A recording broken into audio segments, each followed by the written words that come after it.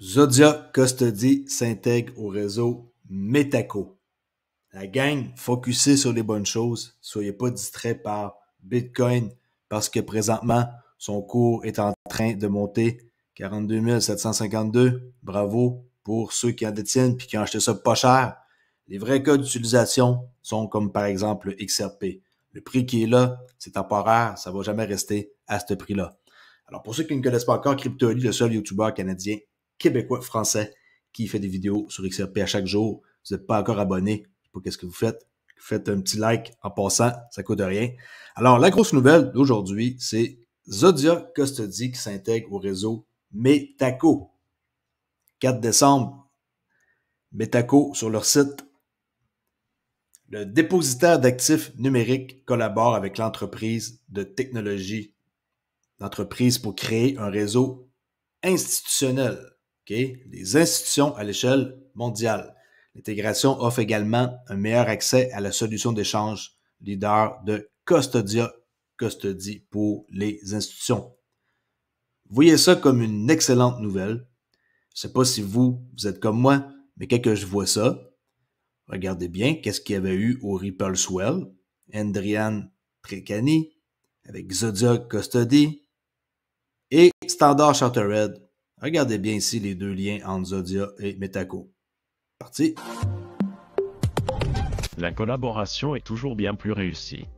Et là, c'est Standard Chartered qui parle. À condition que nous comprenions bien quelles sont les règles du jeu, et cela se résume en réalité à l'aspect réglementaire dont nous disposons et qui garantit qu'en fin de compte, le propriétaire de l'actif peut dormir la nuit en sachant qu'ils savent ce qu'ils possèdent et ils en ont le titre légal.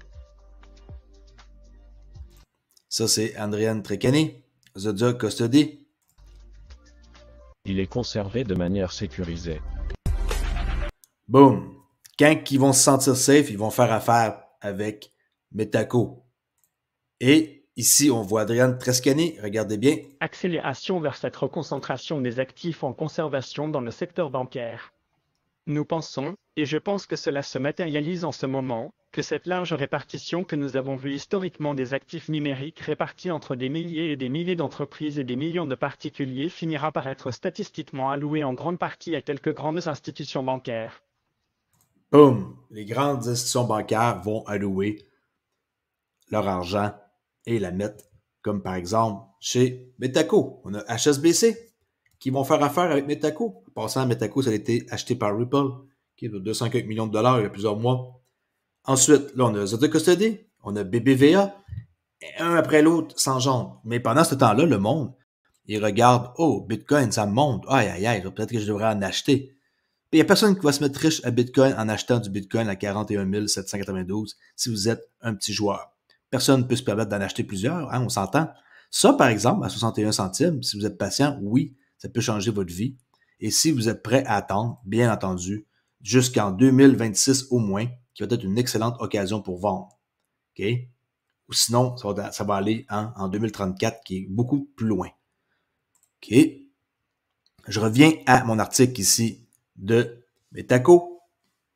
Les institutions connectées au réseau Metaco ou les réseaux de sous-conservation servent de cas d'utilisation initiale fondamentale, peuvent également bénéficier de l'offre interchange de Zodia Custody, leur offrant une couche supplémentaire, okay? Une couche supplémentaire de sécurité, de gestion des risques et de protection de la solvabilité.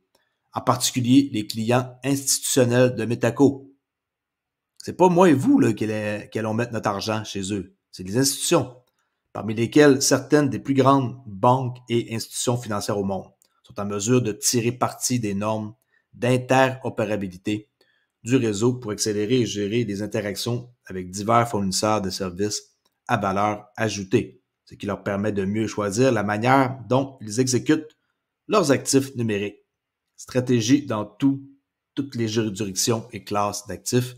L'intégration permet également, regardez bien, aux institutions utilisant l'échange de Zodia Custody telles que Bitfinex, LMAX Digital, vous ne connaissez pas c'est quoi, allez voir, CoinShare, d'exploiter les solutions de Metaco. Vous pouvez voir ici des cotations que vous irez lire par vous-même. Okay, de Zodia Custody, PDG Metaco. Moi, quand je vois ça, je me dis, wow, ça, c'est le genre de nouvelles que je veux avoir et que je veux entendre, mais les gens, ils essaient de se distraire par Bitcoin présentement qui fait juste monter. Et pour regarder ça passer, et vous faites d'autres choses. Vous mettez votre focus à la bonne place. Rappelez-vous, la mission de Ripple, c'est quoi? Ils créent des solutions cryptographiques qui vont révolutionner le monde de la finance. Et ça, c'est sans frontières. OK? Il y en a qui, des fois, ils se demandent encore à quoi ça sert. Ben, juste lire ici leur mission et ça veut tout dire. La question du jour est la suivante. Brad Garlinghouse a dit dans une entrevue que le XRP pourrait être le prochain Bitcoin si nous résolvons un problème de plusieurs trilliards de dollars. Croyez-vous au prix élevé comme le PDG de Ripple le mentionne? Oui, non, pas du tout, aucune idée. Et aussi, j'ai posé comme question, il y a quelques heures, allez-vous acheter du XRP aujourd'hui, étant donné que ça l'a chuté de quelques centimes et vous pourriez peut-être avoir une occasion d'en chercher à ce prix-là. Regardez bien le prix ici actuel de XRP. On a eu une belle drop qui, selon moi, était une occasion de pouvoir racheter. Regardez, les gens ils se plaignent. Ah, ok, tu fais juste des vidéos sur XRP, c'est le monté à 64 centimes. Et là, c'est quoi qui s'est passé ici? De 64 à 60. 4 centimes en l'espace de 7 heures du matin jusqu'à 7h24. En 24 minutes, 4 centimes de chute. Ça, c'est ceux qui sont malins, qui sont alertes, qui se mettent des alertes de prix et qui rachètent à bas prix après avoir encaissé sur la hausse ici. C'est pas moi et vous, habituellement, qui fait ça, à moins de faire du day trading et que vous êtes vraiment alerte. Mais peu importe, vous aviez une occasion d'acheter à 60, 61, 60 et 60. C'est incroyable, en 25 minutes. OK? Et là, je vais entendre dans les commentaires, oui, mais Crypto.ly, le prix n'augmente pas. Et là, il y en a qui vont pleurer, parce que c'est toujours le cas, qui vont se plaindre et qui vont passer leur vie à se plaindre en quoi que cette chandelle-là, elle est négative et que, aïe, aïe, aïe, on descend depuis le mois de novembre. Regarde, Crypto.ly, on était à 73 centimes. Là, maintenant, on est à 50, on est descendu à 57 tantôt. Ouf! Pleurer n'arrange rien à vos problèmes. Regardez le cas d'utilisation de Ripple et qu'est-ce qu'ils font. Et cela devrait vous faire sourire. Même s'il n'y a plus le rabais du Black Friday sur la clé Decent, il y a quand même un 30$ off. C'est quand même mieux que rien. 129$ au lieu de 159$. Si vous voulez protéger votre crypto, achetez une clé Decent. Regardez le lien dans ma description. Et pour terminer, si ce n'est pas encore ancré dans votre tête, 300 trilliards de dollars vont voyager dans les paiements transfrontaliers. Moi, c'est sur ça que je focus. Je ne sais pas pour vous, mais si vous focussez sur Bitcoin, vous focussez à la mauvaise place. Regardez bien. Malgré cette croissance, les paiements mondiaux sont souvent coûteux, longs et sujets aux erreurs. Et ça coûte cher, les paiements, puis maintenant avec des solutions telles que Ripple. Regardez. D'ici 2030, il devrait atteindre 300 000 milliards. 300 000 milliards de dollars, 300 trilliards de dollars, si ce n'est pas un montant qui vous intéresse, je ne sais pas quoi vous dire de plus, sans compter tout ce qui va être sur la blockchain.